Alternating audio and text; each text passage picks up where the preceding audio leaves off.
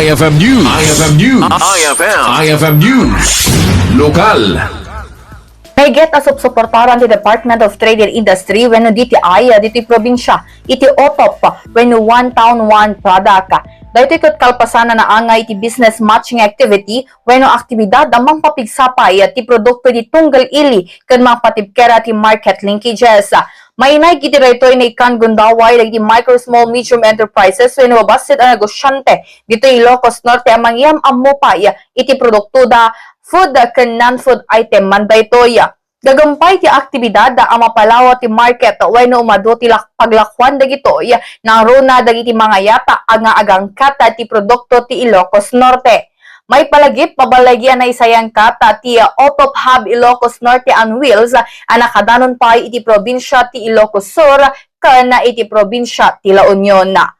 Para iti IFM News, Idol Bernadette Toledo, Tatak, IFM.